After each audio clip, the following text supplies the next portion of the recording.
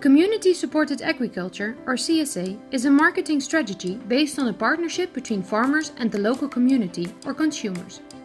The concept was first introduced in 1985 and has grown ever since. CSAs exist in many forms, but the basis is that there is an element of risk sharing between the producers and the consumers, as well as a direct connectivity between consumers and the way their food is grown. CSA members usually pay for a share of the harvest over a longer period of time, instead of purchasing specific products. This is normally paid in the beginning of the season, before planting, so the farmer can make the necessary investments. The supermarket and supply chain are omitted and risk for crop failure are shared. There are different reasons for people to participate in CSAs, like a fair price for the farmer, a desire for locally produced food, a connection to the land and the agricultural way of life, or ecological concerns and a rising awareness of ecological problems regarding conventional agriculture. CSAs are often connected with the idea of sustainable and responsible agriculture. We'll get back to that later. First, 3 examples of different types of CSAs, to show that there is not one standard marketing package, but farmers can choose a fitting form. The Tuin is an example of community-supported agriculture, CSA. And why is that? What are we doing? You see here some veggie bags, some members. These are the names of our members. And these people, they subscribe in the beginning of the year. They give a certain amount of money so that we have the money already in advance to order seeds and seedlings and manure. So we don't have to wait until the end of the year after we sold everything. So we can already have the money in the beginning of the year, which is really nice. We get the money directly from the consumer. So in that sense, the supermarket is not in between us. So the supermarket sometimes asks a lower price, sometimes they are the ones who really set the price, or they say this cucumber isn't straight enough, we don't want it, so it has to be uniform. So in this sense it gives a lot of empowerment to the farmers. And another really big advantage is that when we harvest things from the land, we know, okay, we can take some beets and we have some lettuce, so now we can put it in the bags. And in that case we don't have to call to a supermarket, for example, asking, would you like to have some of this and this and this? We always are sure that what we can harvest from the fields, we can sell it in a way. We add a recipe so people know what to cook and how to cook it. In a sense, we educate them a bit what's harvested when in the season, and also that we have many varieties. For example, if you look at the beetroots, you see we have long ones that are like a carrot, we have red ones, we have these ones that have another shape, we also have yellow ones that are at the moment not ready yet, but we have a lot of different varieties. It's really nice to link people to agriculture, to show them where their food comes from, how it's grown, that they bring along their children and the children can see how things grow. You know, it's really beautiful to have this community around your farm.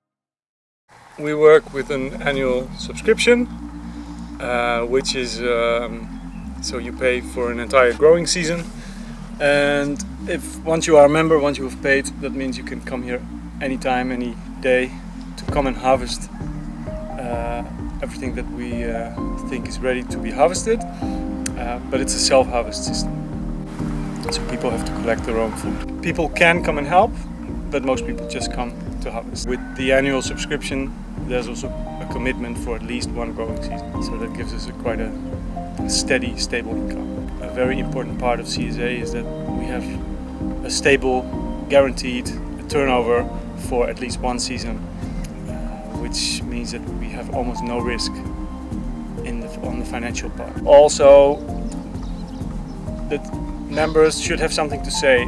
It also adds something for the people living here. I have members, it's something I heard recently, is that people are so happy that they have this, and that they are happy to be living in Wageningen because they have this. That if they would have to move somewhere where they don't have this farm, it would really mean that they would miss something in their lives, and that their lives would be less joyful, or that they would be less happy. So it's much more than food.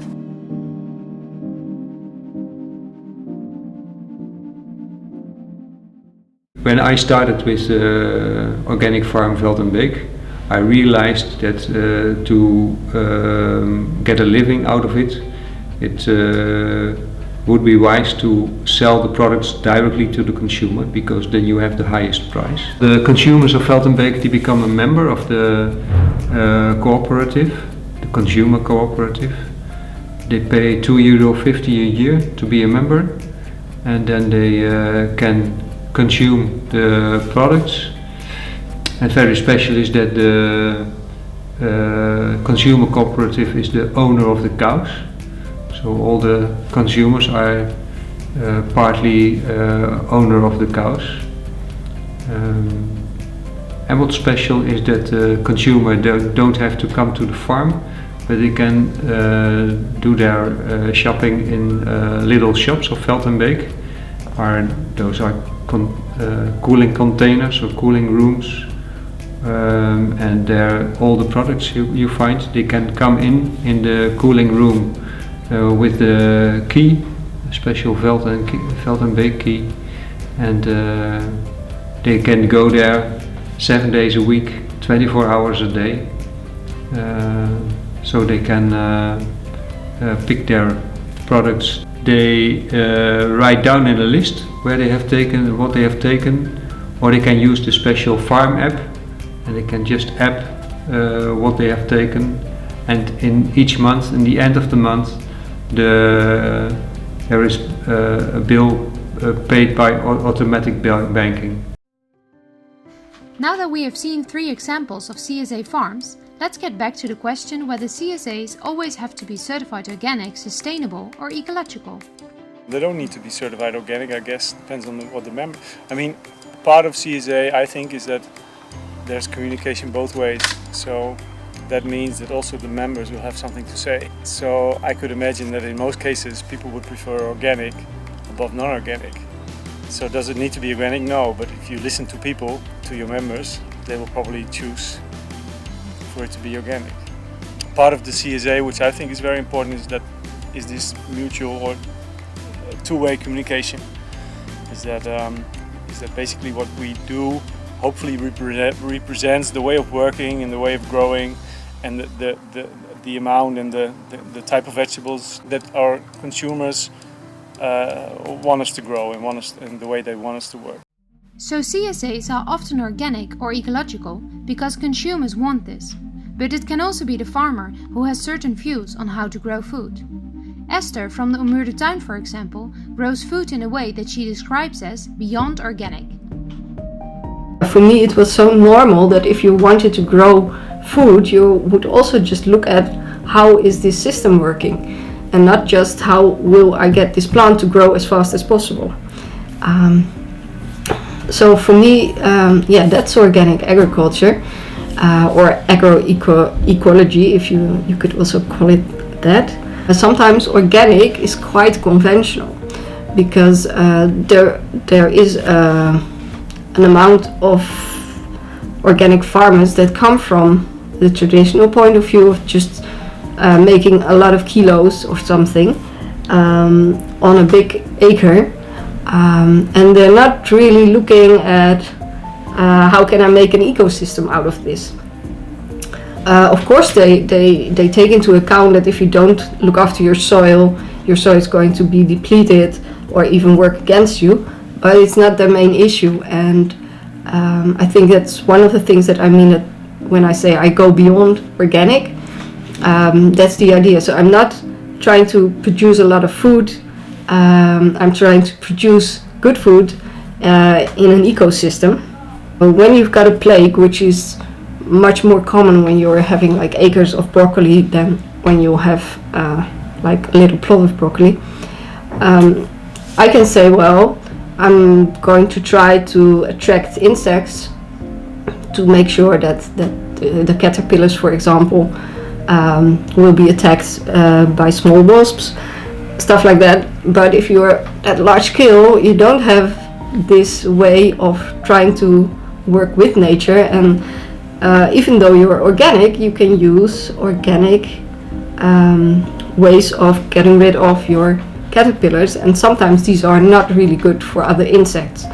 And for me to go that way organic, that's a big step. So I'm not doing that. If I have pests or diseases, I really try to work it in a complete way to see why is this work happening. Am I going to just give up this part of my yield, or is there still possibility to do something? But I won't be the one spraying organic pesticide, because I think it's still too much influence on your system. I try to get all these to get so many functions in one thing, because I think when you look at nature, that's what nature does. It's not just one thing it's propagating, or it's doing all these different things at one time. So I think that's the way I like nature to inspire me. Other characteristics of these CSA systems that might be considered sustainable are that they are very local, have little food waste, and show the functionality and beauty of growing many different varieties. We are very local, and that's something that I think is also very nice. I mean, that makes it more sustainable. I think we have less leftovers than any other farming system, because we can actually ask or motivate people to come and harvest more of something, or take the last things of something that are already too big, maybe otherwise, and I think most of the food gets eaten. In the garden we grow over 400 varieties of vegetables and tubers and herbs and fruits, which is a lot on 1 hectare only. So it's very diverse, a big biodiversity. If you would make sure that you have a very big diversity on the crops you have, then you are sure that when there is, for example, a disease, or when there is climate change and your crop can't resist heat or drought, or you always have different crops that do resist, and so you're always secure of food. It's good to show people. Esther also really likes to show people around and in the garden and see the diversity, everything that grows here, because we lost so many varieties, and make them taste it and make them see, and with herbs what kind of qualities they have, and so this is it's really beautiful to do that. However, Pieter from the Nieuwe Ronde points out we should not only pay attention to ecological sustainability, but also to financial sustainability of small-scale farming, for which CSAs could possibly offer a solution. I think CSA is growing because I think no matter what your initiative is, if it fits CSA in small-scale farming, I think a lot of people are kind of like local, organic, sustainable, all the things you just mentioned. And of course every CSA will have some kind of mixture of these items included in their system. And so I think that there is quite a big potential for CSA to grow. We, as a small-scale farm within CSA and also with the self-harvest system, I guess I could say that we are doing quite well financially. But there's a lot of people out there, their business model is just very unsustainable. And with a very unsustainable business model, you can have a lot of opinions about other sustainabilities, or about organic, or about local, but in the end you're not going to make it.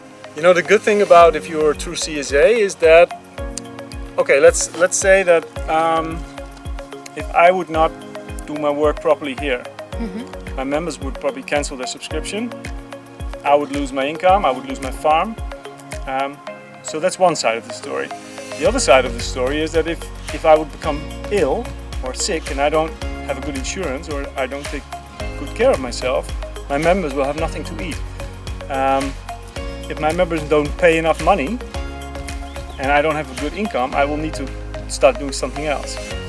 So there's a two-way dependency here. For me to be able to continue this farm, I need to take good care of my members, but my members need to take good care of me, because otherwise they will not have something to eat here next year.